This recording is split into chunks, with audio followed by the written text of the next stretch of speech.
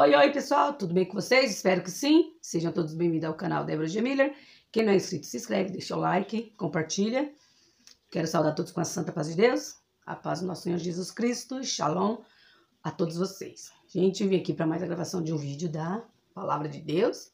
No último vídeo nós paramos no 34, vamos iniciar aqui no 35. O 35 tem o subtítulo de 35 de Números, as cidades dos levitas. Eu tô dando duas bíblias, gente. Então, a gente vai iniciar aqui no 35 e ele começa assim. E o Senhor falou a Moisés nas planícies de Moabe, junto ao Jordão, perto de Jericó, dizendo: ordena aos filhos de Israel para que deem da herança da sua possessão cidades aos levitas, para que nelas habitem. E dareis também aos levitas arredores para as cidades à sua volta. Eles terão essas cidades para habitar, e os seus arredores serão para o seu gado, e para os seus bens, e para todos os seus animais. E os arredores das cidades que darei aos levitas se estenderão desde o muro da cidade para fora, de 1000 côvados à sua volta. E medirei desde fora da cidade, do lado do oriente, 2000 côvados, e do lado do sul, 2000 côvados, e do lado do ocidente, 2000 côvados, e do lado do norte, 2000 côvados. E a cidade estará no meio. Isto será para eles, os arredores das cidades. E entre as cidades que darei aos levitas, haverá 6 cidades de refúgio, que dareis para que o homicida fuja para lá. E a eles acrescentareis 42 cidades. De modo que todas as cidades que fareis aos levitas serão 48 cidades, e as darei com os seus arredores. E as cidades que dareis serão da possessão dos filhos de Israel. Dos que tiveram muito, tomarei muito, e dos que tiverem pouco, tomareis pouco. Cada um dará das suas cidades aos levitas segundo a sua herança. E o Senhor falou a Moisés, dizendo: fala aos filhos de Israel e disse-lhes: quando cruzardes o Jordão para a terra de Canaã, indicarei vossas cidades, que vos sejam cidades de refúgio, para que o homicida que matar alguma pessoa sem intenção possa fugir para lá. E essas cidades vos serão cidades para refúgio do vingador, para que o homicida não morra antes de comparecer perante a congregação em julgamento. E dessas cidades que darei, terei 6 cidades de refúgio. Darei 3 dessa cidade desde lado do Jordão, e 3 cidades darei na terra de Canaã, e essas serão cidades de refúgio. Essas 6 cidades serão um refúgio para os filhos de Israel, e para o estrangeiro, e para o peregrino entre eles, para que aquele que matar alguma pessoa sem intenção possa fugir para lá. E se ferir com instrumentos de ferro, de modo que ele morra, será um homicida, e certamente morrerá. Ou se ferir atirando uma pedra, com a qual ele possa morrer, e ele morrer, será um homicida, e certamente morrerá. Ou se ferir com um instrumento de madeira, com o qual ele possa morrer, e ele morrer, será um homicida, e certamente morrerá. O vingador de sangue matará o homicida, quando ele o encontrar, o matará. Mas se ele o empurrar com ódio, ou arremessar-lhe alguma coisa esperando que ele morra, ou por inimizade o ferir com a sua mão, e ele morrer, aquele que o feriu certamente será morto, porquanto é um homicida. E o vingador de sangue matará o homicida quando o encontrar. Mas se ele o empurrar acidentalmente, sem inimizade, ou se arremessar-lhe alguma coisa, sem um mau intento, ou se lançar alguma pedra sobre algum homem, sem vê-lo, de modo que possa morrer, e morra, não sendo ele seu inimigo, nem buscando o seu mal, então a congregação julgará entre aquele que o feriu, e o vingador de sangue, segundo estas leis. E a congregação livrará o homicida na mão do vingador de sangue, e a congregação o devolverá à cidade do seu refúgio, para onde havia fugido, e ali permanecerá até a morte do sumo sacerdote, que foi ungido com o óleo santo. Mas, se em alguma ocasião o homicida deixar os limites da cidade do seu refúgio, para onde havia fugido, e o vingador de sangue o encontrar fora dos limites da cidade do seu refúgio, se o vingador de sangue matar o homicida, ele não será culpado do sangue, porque ele deveria ter permanecido na cidade do seu refúgio até a morte do sumo sacerdote. Mas, depois da morte do sumo sacerdote, o homicida retornará à terra da sua possessão. Assim, essas coisas vos serão estatuto de direito por vossas gerações em todas as vossas habitações. Aquele que matar alguma pessoa morrerá conforme disserem as testemunhas, mas uma só testemunha não testemunhará contra alguém, para levá-lo à morte. Além disso, não tomareis satisfação pela vida de um homicida, que é culpado de morte, mas ele certamente morrerá. E não tomareis satisfação por aquele que fugir à cidade do seu refúgio, para que volte a habitar na terra até a morte do sumo sacerdote. Assim, não profanareis a terra em que estais, pois o sangue profana a terra, e a terra não pode ser purificada do sangue que nela se derramar, exceto pelo sangue daquele que o derramou. Porquanto não contaminareis a terra onde habitareis, a terra onde eu habito, pois eu, o Senhor, habito no meio dos filhos de Israel. 36. E os chefes dos pais da família dos filhos de Gileade, filho de Maquir, filho de Manassés, das famílias dos filhos de José, se aproximaram e falaram diante de Moisés, e diante dos príncipes, chefes das casas paternas dos filhos de Israel.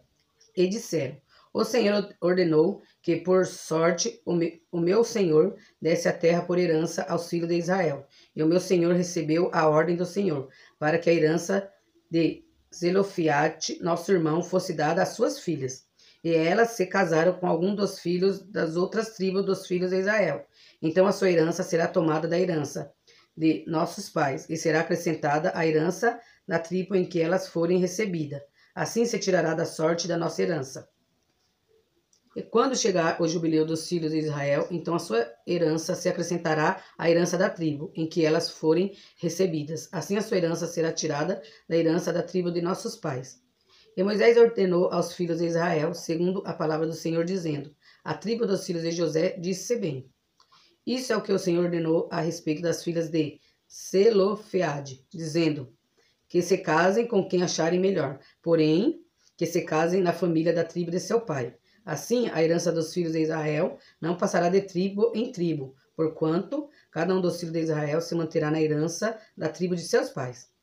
E toda filha que possuir alguma herança em qualquer tribo dos filhos de Israel se casará com um da família da tribo de seu pai, para que os filhos de Israel possuam cada homem a herança de seus pais. A herança não passará de uma tribo a outra, mas cada tribo dos filhos de Israel se manterá na sua própria herança. Como o Senhor ordenara a Moisés, assim fizeram as filhas de Zelofiade. Porque Magla, e Tirsa, e Ogla, e Milca, e Noa, as filhas de Zelofiade, se casaram com os filhos dos irmãos de seus pais. E elas foram esposas nas famílias dos filhos de Manassés, filhos de José, e a sua herança permaneceu na tribo da família de seu pai.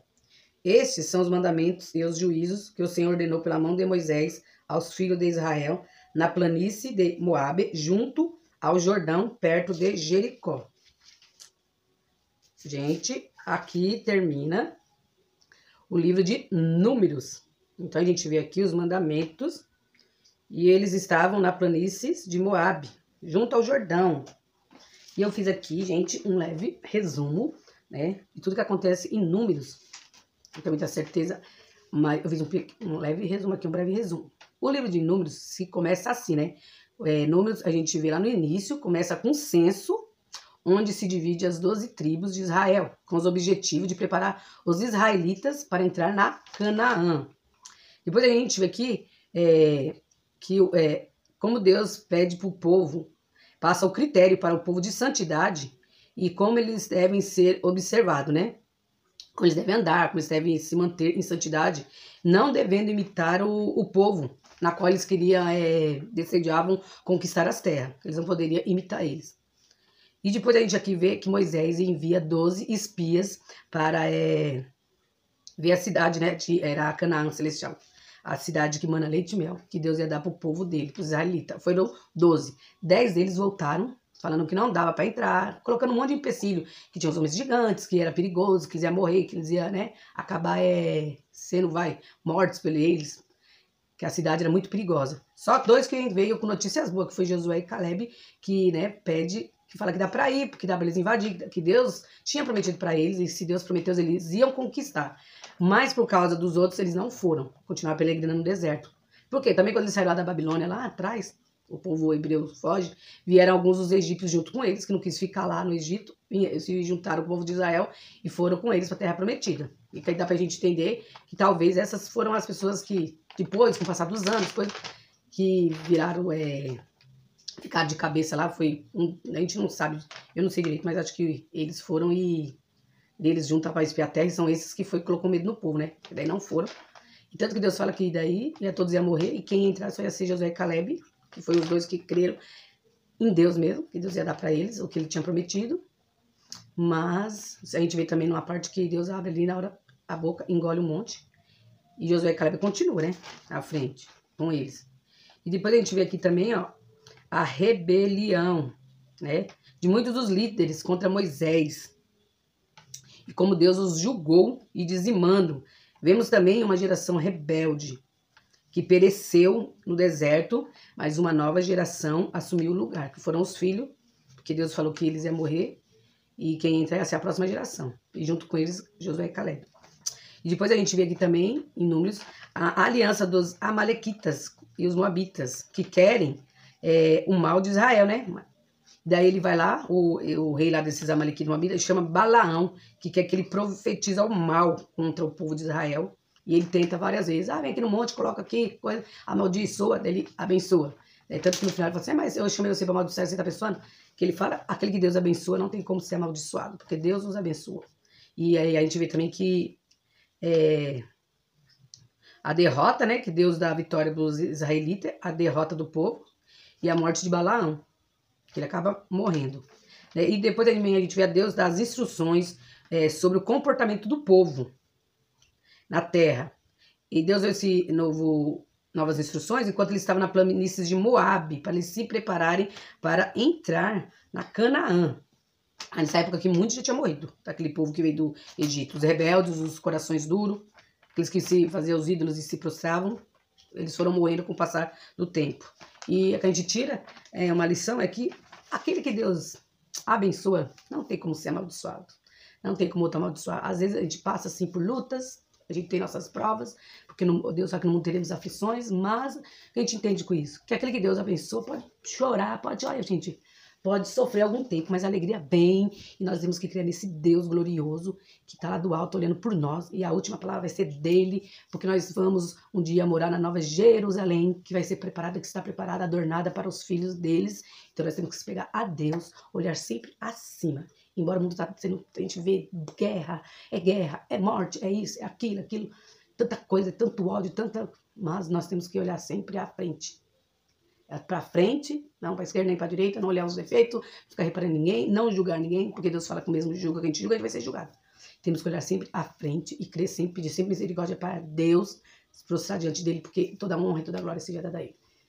E adorá-lo. E Deus também fala uma coisa que a gente não pode adorar nada, nada. O único que deve adoração é Deus. A gente não pode adorar filho, adorar casa, porque Deus fala os mandamentos, dos 10, os 2. Amar a Deus sobre todas as coisas e o teu próximo como a ti mesmo. E o nosso próximo é quem? É quem está do nosso lado, no momento. Então, gente, esse foi o término do livro da Bíblia, aqui de Números. Depois nós se inicia aqui o próximo da Bíblia, Deuteronômio. É o quarto livro de Moisés, chamado Deuteronômio. Então, gente, vamos embora para a leitura da palavra de Deus, que é muito bom. E Deus fala, descobrir a verdade e a verdade vos libertará. Tá? A Bíblia não foi feita somente para ficar aberta no Salmo 23, no Salmo 121, em cima de uma mesinha, em cima de uma estante, não. Ficando amarela e não ler. A Bíblia é para a gente ler todos os dias. A gente não vai, tem, por exemplo, que nem eu não sou profeta, eu não sou, não fiz teologia, eu gosto de ler a Bíblia. Então, mas assim, a gente lê, porque aqui também dizemos para você entender, porque aqui já está bem claro tudo o que aconteceu e tudo o que vai acontecer. E a gente vai fazendo a leitura, porque isso aqui, ó, é lâmpada para a nossa mente e lâmpadas para o nosso caminho. Então, gente, eu espero que vocês gostem da leitura da Bíblia. Espero que vocês assistam, compartilhem, deixem o like e até o próximo vídeo, se assim Deus permitir, até a próxima leitura da Bíblia. Um beijo no coração de vocês, fiquem todos com Deus, que Deus os abençoe, os ajude e até o próximo vídeo.